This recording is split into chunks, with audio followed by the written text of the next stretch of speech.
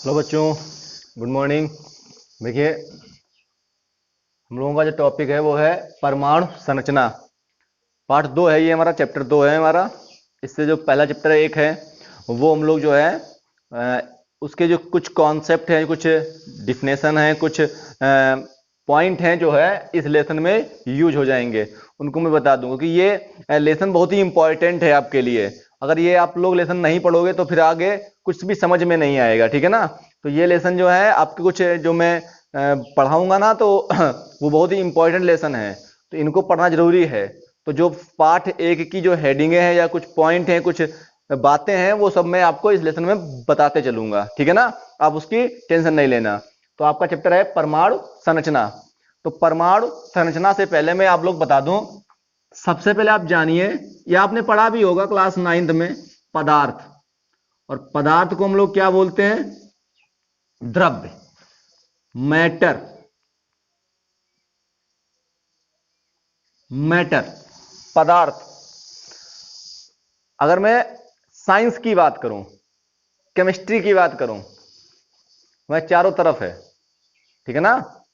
खाते हैं, पानी पीते हैं, हर चीज में जो है एक रिएक्शन है, केमिस्ट्री की रिएक्शन चलती रहती है, ठीक है ना। सभी में, खाना बनाने में, चाहे कुछ पकाने में, कुछ भी हो, केमिस्ट्री वहां पे हमारी परमानेंट रहती है, ठीक है ना। तो हमारी बात है द्रव्य की, पदार्थ की, मैटर।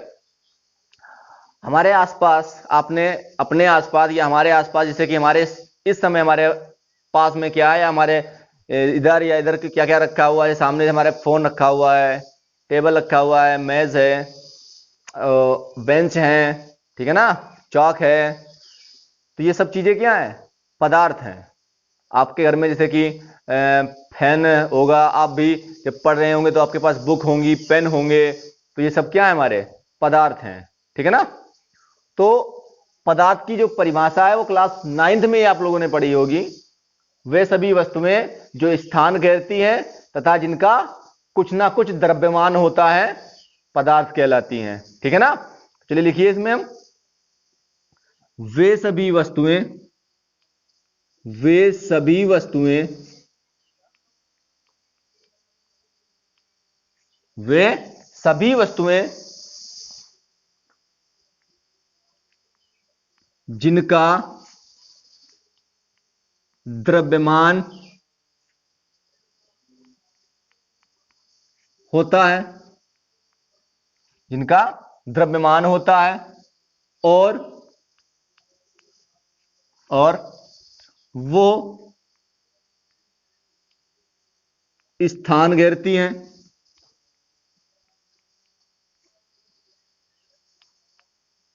और वह स्थान घेरती हैं, पदार्थ कहलाती है। पदार्थ कहलाता है, मैटर कहलाता है, द्रव्य कहलाता है, ठीक है ना। क्लियर हो गया? पदार्थ क्या है? हमारे आसपास की जितनी भी चीजें हैं सब पदार्थ हैं, ठीक है ना। हो गया? तो ये तो बात हो गई पदार्थ की। अब पदार्थ कौन नहीं है ये आप तुम बताओगे मुझको, ठीक है ना।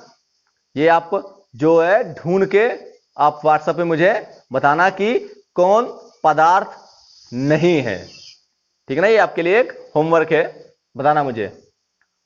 तो पदार्थ मिल गया हमको, द्रव्य मिल गया, ठीक है ना। इसके बाद में एक वैज्ञानिक है, डाल्टन। डाल्टन, डाल्टन, ठीक है ना। और इन्होंने एक पदार्थ लिया, जैसे कि मान लीजिए चाक है, ठीक है ना। चाक में पदार्थ है ना हमारी, उन्होंने ले लिया और इसके जो है टुकड़े करते गए, जैसे कि ऐसे किया, ये वो टुकड़ा हो गया। फिर इसके और टुकड़े किए, अब देखिए उसमें दिखाई भी नहीं देगा, ये टुकड़ा हो गया। इसको और उन्होंने तोड़ा, उसको फिर और तोड़ा, तोड़ते गए, तोड़ते गए, तोड़ते गए। लेकिन एक ऐसी स्थिति आएगी कि जब वो पदार्थ टूटना बंद हो जाएगा, मतलब आगे जाके फिर वो टूटेगा नहीं, टूटेगा नहीं, यानी कि और छोटा वो नहीं हो सकता है। तो जब डाल्टन पदार्थ के उस पार्ट को, उस भाग को तोड़ नहीं पाए, तो उसका नाम रख दिया उन्होंने एटम। क्या रख दिया? एटम, परमाणु, परमाणु नाम रखा। क्यों रखा? क्योंकि ये एटम शब्द जो है ये ग्रीक भाषा का शब्द है, ठीक है ना, ये ग्रीक भाषा का शब्द है। ए का मतलब होता है नॉट, ग्रीक भाषा का शब्द है, ए का मतलब होता है नॉट, और टम का मतलब होता है डिविजिबल, डिविजिबल, डिविजिबल का मतलब होता है तोड़ा ना जा सके, जिसे तोड़ा ना जा सके, ठीक है ना, जिसे तोड़ा ना जा सके उसे परमाणु कहते हैं। मतलब परमाणु जो है वो कैसा है? अविभाज्य है, अविभाज्य है। इसे अब हम और छोटे छोटे कणों में तोड़ नहीं सकते हैं, इसीलिए डाल्टन ने इसका नाम एटम रखा। क्यों रखा? डाल्टन ने एक पदार्थ लिया और उसके टुकड़े करने शुरू कर दिए, करते गए करते गए करते गए करते गए, एक ऐसी स्थिति आई कि उनको एक जब भाग, उस पदार्थ का एक ऐसा भाग मिला जिसके वो और टुकड़े या और भाग नहीं कर पाए, तब उन्होंने उस भाग का नाम रखा एटम। एटम शब्द ग्रीक भाषा का शब्द है, जिसमें ए का मतलब होता है नहीं और टम का मतलब होता है डिविजिबल, और डिविजन का मतलब होता है तोड़ना। तो जिसे तोड़ा ना जा सके उसे एटम, उसे परमाणु कहते हैं। ये डाल्टन ने बताया, इसे या डाल्टन का आप सिद्धांत भी कह सकते हो, ठीक है ना। क्लियर है ना बात हमारी? हो गया? तो अब हमारे पास में जो पॉइंट आया वो क्या आया है? परमाणु। क्या आया? परमाणु, जिसको हम लोग क्या बोलते हैं? एटम।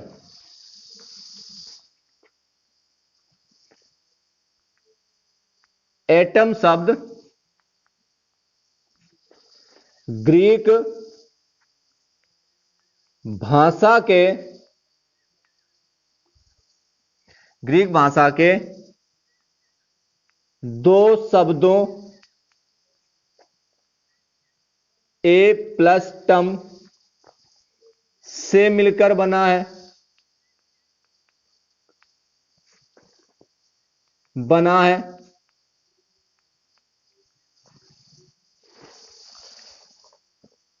ए का अर्थ है नहीं, जबकि टम का अर्थ है, जबकि टम का अर्थ है डिविजिबल,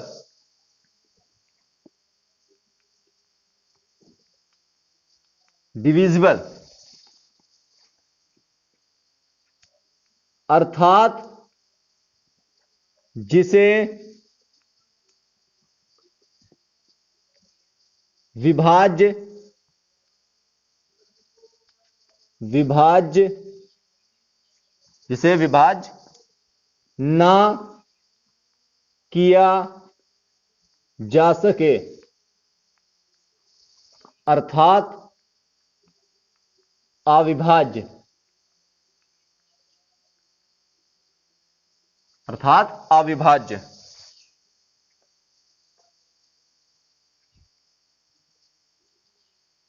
अब एक लाइन में कहना चाहो तो अविभाज्य बोल सकते हो, जिसे विभाज्य ना किया जा सके और छोटे छोटे कणों में ना तोड़ा जा सके, ऐसे भी लिख सकते हो आप।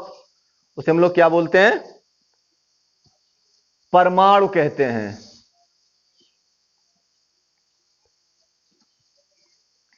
तो जो चीज यहां पे दिखाई नहीं दे रही है वो चीज में जो है मैंने बोल दिया है वो लिख लेना, ठीक है? ओके, चलिए जो चीज नहीं दिखाई दे रही मैं ऊपर लिख देता हूं फिर से, या मैं पढ़ देता हूं। ये देख लीजिए, ए प्लस टर्म से पूरा दिखाई दे रहा है। यहां ए का अर्थ है नहीं, जबकि टर्म का अर्थ है डिविजिबल, अर्थात जिसे विभाज्य ना किया जा सके। और ब्रैकेट के अंदर लिख देना अविभाज्य। हो गया? नोट कर लिया ना हम लोग?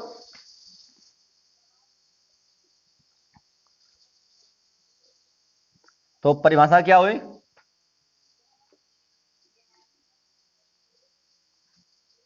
पदार्थ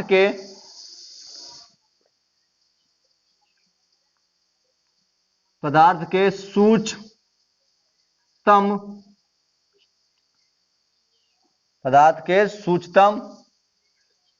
अविभाज्य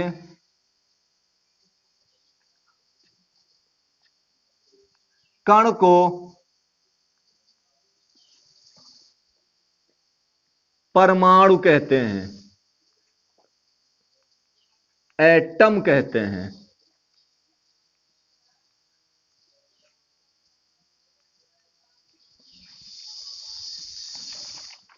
एटम कहते हैं।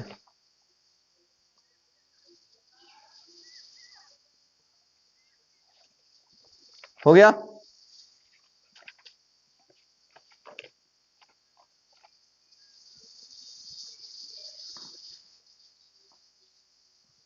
हो गया? चल डाल दें इसको।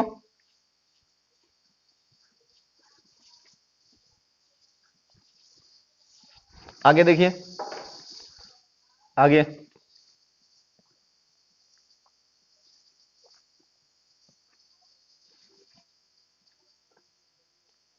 अगली हेडिंग है परमाणु संरचना। अब समझिए जो लेसन का नाम है। परमाणु तो समझ में आ गया, संरचना मतलब होता है स्ट्रक्चर, कि परमाणु हमारा कैसा दिखता है, कैसा वो है, उसके अंदर क्या क्या है, उसकी बनावट कैसी है। अब ये हमको पढ़ना है, उसका अध्ययन करना है।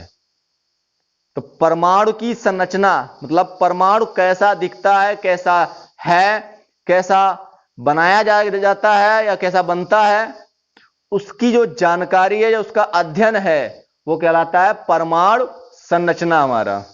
ठीक है ना? अब परमाणु के बारे में जानेंगे और परमाणु की संरचना को देखेंगे, आकृति को देखेंगे। ठीक है ना? चलिए तो देखिए यहां पे परमाणु संरचना में 19वीं शताब्दी 19वीं शताब्दी के बाद में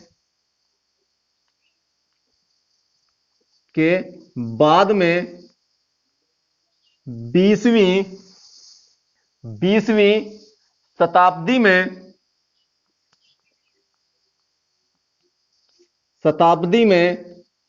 20वीं शताब्दी में जे थॉमसन लिखना है, टॉमसन लिखना सेम चीज है, टॉमसन या थॉमसन। जे टॉमसन, रदरफोर्ड, चैडविक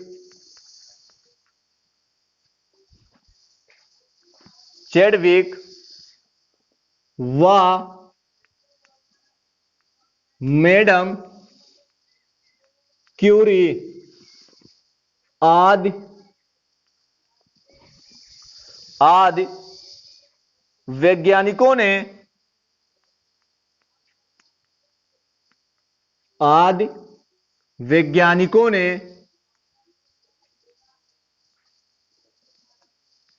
प्रयोगों द्वारा यह सिद्ध किया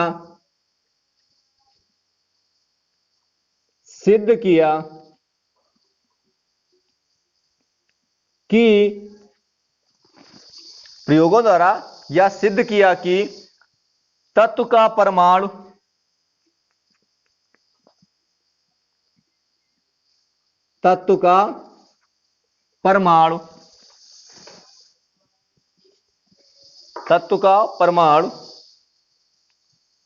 कई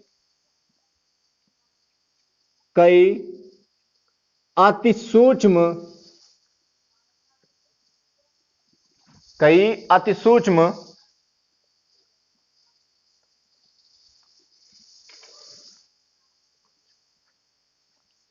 सूक्ष्म इसके आगे यहां से लिख रहा हूं, कई अति सूक्ष्म कणों से मिलकर बना है। कई अति सूक्ष्म कणों से मिलकर बना है।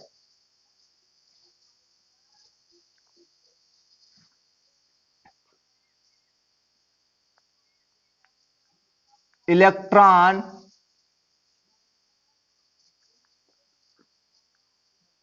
प्रोटॉन,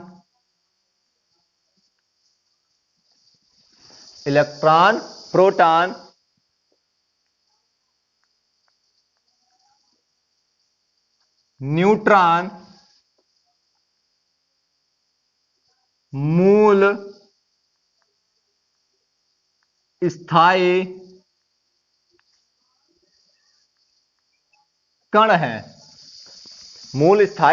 कण है। ये परमानेंट रहते हैं। उसके अंदर, एक परमाणु के अंदर इलेक्ट्रॉन, प्रोटॉन और न्यूट्रॉन हमेशा रहते हैं।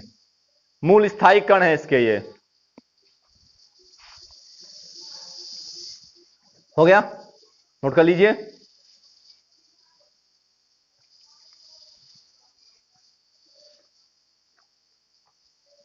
इसके आगे कल। धन्यवाद।